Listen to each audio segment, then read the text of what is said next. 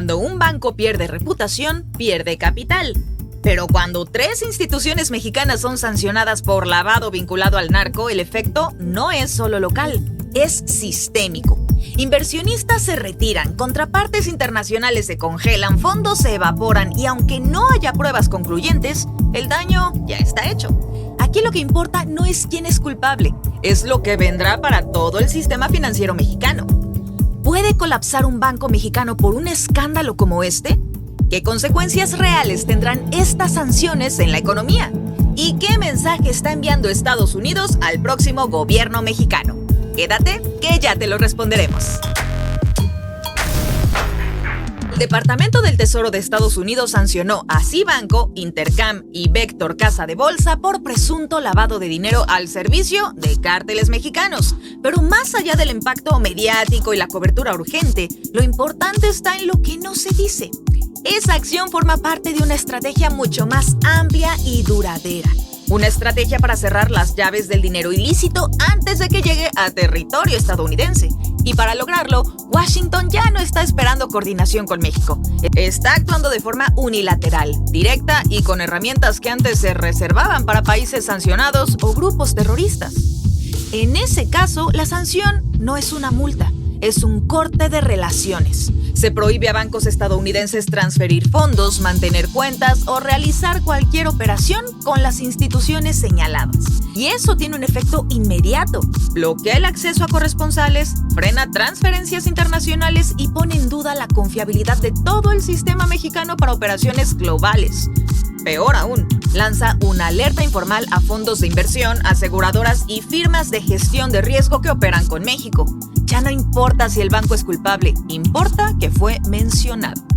En la práctica, esto puede provocar salida de capitales, congelamiento de líneas de crédito y pérdida de confianza del mercado internacional. No estamos ante una anécdota judicial.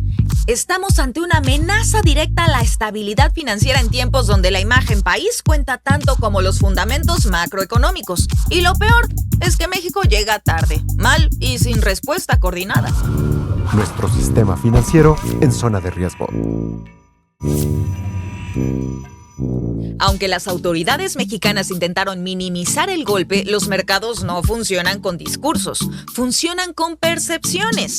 Y cuando el Departamento del Tesoro de Estados Unidos lanza un comunicado acusando a instituciones mexicanas de lavar dinero para los cárteles, lo que se activa es una cadena de reacciones silenciosas pero muy concretas. Fondos que cancelan operaciones, clientes que retiran inversiones, bancos corresponsales que rompen vínculos. No se necesita una sentencia judicial para generar inestabilidad. Basta con sembrar la duda. En el mundo financiero esto tiene un nombre: riesgo reputacional. Y cuando este riesgo se vuelve sistémico, surge un fenómeno más temido aún: el de-risking.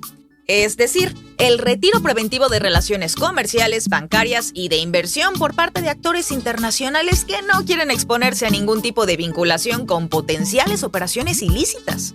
Hoy, las 3 instituciones sancionadas oficialmente ya están aisladas del sistema bancario estadounidense. Pero lo que sigue es más delicado, porque este aislamiento puede contagiarse. Hay fondos y bancos europeos que ya están evaluando si deben suspender relaciones con contrapartes mexicanas simplemente por precaución. ¿Qué significa esto en la práctica? Que si una pyme mexicana tiene su dinero en uno de esos bancos y quiere moverlo al extranjero, puede encontrar bloqueos inesperados. Que si un inversionista tenía planeado transferir capital a través de una casa de bolsa mexicana, probablemente prefiera detener la operación. Que si una empresa exportadora usa estas instituciones para sus cobros o pagos, el proceso puede ser rechazado por su contraparte internacional. Y eso es solo el inicio, porque lo que Estados Unidos está aplicando no es solo una sanción, es un mensaje, un experimento, una advertencia que dice: si ustedes no vigilan a sus bancos, nosotros lo haremos por ustedes. Lo preocupante es que este episodio marca un precedente. A partir de ahora, cualquier institución financiera en México puede estar en la mira, aunque no haya sido señalada directamente, porque las reglas cambiaron. Y si el gobierno mexicano no adapta sus mecanismos de supervisión y prevención con estándares globales reales, más nombres podrían sumarse a la lista. Lo que está en juego no es una reputación institucional, es la fiabilidad del sistema financiero completo. Hacienda y la inteligencia en jaque. Mientras en Estados Unidos se difunden comunicados con nombres, fechas y vínculos a redes criminales, la respuesta de la Secretaría de Hacienda fue un párrafo genérico y defensivo. Un documento que reconoce haber recibido alertas del Tesoro, pero que se justifica diciendo que no encontró evidencia, que son demasiadas transacciones, que todo fue, en el peor de los casos, un problema administrativo. Y eso, para los estándares del sistema financiero global, es una respuesta insuficiente. Aquí hay un conflicto de fondo. Según la versión oficial de Hacienda, el gobierno mexicano no encontró pruebas de lavado, pero el gobierno estadounidense ya tomó acciones y lo hizo sin consultar, sin esperar y sin disculpas. Para Washington, la Unidad de Inteligencia Financiera Mexicana no actuó con la rapidez ni la contundencia necesarias. Y ese mensaje va más allá de los bancos sancionados. Es un cuestionamiento directo a la efectividad del sistema antilavado en México. ¿Por qué el Tesoro puede rastrear operaciones ilegales entre cárteles y bancos y la UIF no? ¿Por qué, si había alertas, no se congelaron cuentas ni se abrieron procesos? ¿Qué pasa con la colaboración entre gobiernos? El problema se agrava cuando aparece otro ingrediente: Alfonso Romo, empresario cercano a López Obrador, ligado a una de las instituciones señaladas. No se trata de una prueba de culpabilidad, pero sí de un factor político que hace más delicada la inacción. Porque si la UIF ha bloqueado cuentas y abierto expedientes por simples notas periodísticas, ¿por qué en este caso pide pruebas y actúa con cautela extrema? Porque ahora sí exige rigor legal cuando justo hay un vínculo con el poder político y económico. Esto, más que un fallo técnico, es una crisis de legitimidad. Estados Unidos ya no confía plenamente en los mecanismos mexicanos de control financiero, y eso abre la puerta a más acciones unilaterales. Si Hacienda y la Comisión Nacional Bancaria de Valores no pueden o no quieren actuar con fuerza frente a instituciones bajo sospecha, pues lo hará otro país. El costo no será solo diplomático, será financiero, porque en la lógica del Tesoro, si no sancionas al cómplice, entonces eres cómplice. Los bancos ya están pagando el precio. La lógica oficial repite que Cibanco, Intercam y Vector no son bancos sistémicos, que su caída no pondría en riesgo al sistema financiero nacional. Pero eso no es entender cómo funciona la percepción de riesgo en el mundo globalizado. La banca no se cae solo por insolvencia, también se tambalea por desconfianza, y eso ya empezó. A las pocas horas del anuncio se reportaron llamadas masivas de clientes exigiendo retirar fondos, congelar cuentas, cancelar inversiones. En Vector, casa de bolsa, según versiones internas, ya se preparan para una salida acelerada de recursos. En Intercam, la posibilidad de una fuga de capitales minoristas se convirtió en riesgo operativo. Y en Cibanco, la tensión no es solo externa, también viene desde adentro, con personal de cumplimiento legal buscando blindarse jurídicamente. Porque una vez que un banco entra en una lista negra del Tesoro, deja de ser un jugador confiable para múltiples actores. El efecto dominó empieza con los corresponsales bancarios, sigue con los inversionistas institucionales y termina en los usuarios comunes como tú y como yo, que ya están preguntando si su dinero corre peligro. El otro impacto, más silencioso pero igual de devastador, es sobre la calificación crediticia.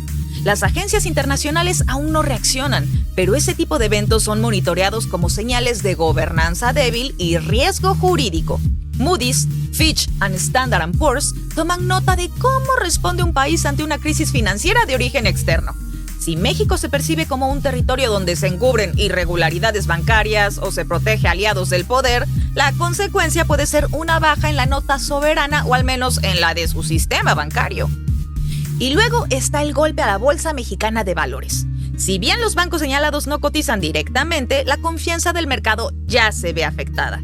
Algunos sectores empiezan a registrar caídas preventivas. Los inversionistas institucionales que operan fondos con exposición en México podrían redirigir activos hacia otros mercados emergentes. Porque aunque parezca exagerado, para Wall Street y para Londres esto ya no es un caso local, es un problema de confianza estructural. Y en ese terreno basta una sospecha para que el capital huya. Nadie quiere ser el último en salir de una casa en llamas. México y Estados Unidos en tensión silenciosa. Estados Unidos no dio un manotazo, dio un mensaje y lo hizo justo en el momento de mayor vulnerabilidad política para México. Con un entorno económico presionado por tasas altas y una crisis regional de seguridad que salpica a ambos países, Washington eligió enviar una señal de fuerza sin necesidad de levantar la voz. No hubo un solo reclamo directo, solo una acción unilateral que lo dice todo. Ya no confían en las instituciones mexicanas para controlar el lavado vinculado al narcotráfico.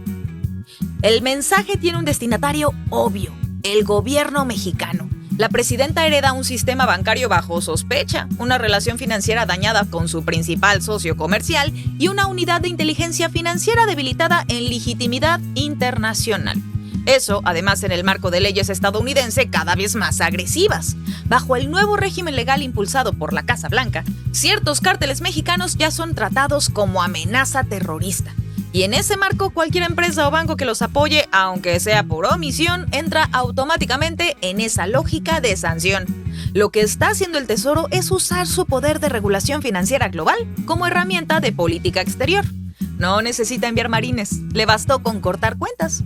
Y si la relación con México no se fortalece con canales reales de cooperación e intercambio de inteligencia, veremos más episodios como este.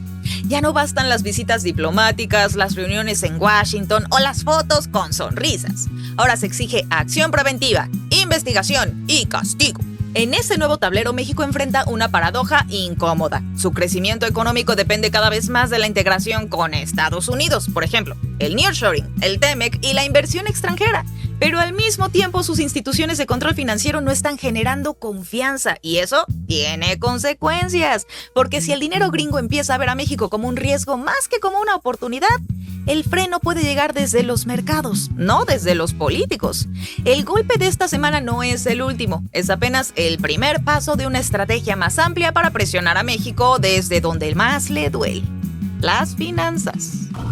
¿Y si México no responde a tiempo?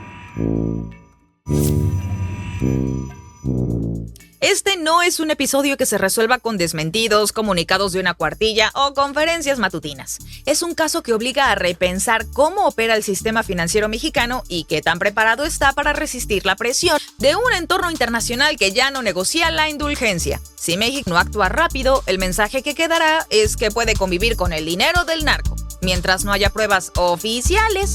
Y eso, en términos globales, equivale a rendirse. El riesgo inmediato no es que quiebren 3 bancos, es que se abra una espiral de desconfianza que arrastre al resto del sistema. Si los actores internacionales empiezan a ver que las instituciones mexicanas no detectan, no investigan o simplemente no quieren intervenir cuando hay señales graves, entonces todos los bancos mexicanos, sin excepción, entran en una zona gris. ¿Cuál será el siguiente? ¿Quiénes más están expuestos? ¿Qué tan fácil es colarse al sistema si nadie ve? El otro gran pendiente es interno. ¿Cómo se reestructurará la supervisión bancaria y financiera en México para evitar que esto se repita? ¿Quiénes serán los responsables políticos, legales y regulatorios de cerrar estos vacíos? ¿Y quién garantiza que no haya otros nombres conocidos detrás de operaciones similares? Este caso pone en evidencia que las estructuras de prevención no están funcionando como deberían y, más grave aún, que no hay voluntad institucional clara de enfrentarlo de frente. Porque si la UIF solo actúa cuando el escándalo ya es global, entonces ya no es unidad de inteligencia, es unidad de relaciones públicas. Y luego está lo que viene en Washington. El gobierno de Trump, en campaña permanente, ya encontró un nuevo recurso político: exhibir a México como un país permisivo, incapaz o cómplice. Y lo hará una y otra vez, con datos, con leyes, con sanciones, porque mientras aquí se debate si hubo irregularidades o no, allá ya están capitalizando el golpe. Y lo harán en las urnas, en los medios, en el Congreso y en cada renegociación del TEMEC. La pregunta ya no es si pasó o no pasó. La pregunta real es si México puede reconstruir su credibilidad financiera antes de que sea demasiado tarde. ¿Y tú qué opinas? ¿Crees que el próximo gobierno enfrentará esto con seriedad o seguirá evadiendo? ¿Estamos preparados para una presión financiera sostenida desde Estados Unidos? Te leemos en los comentarios.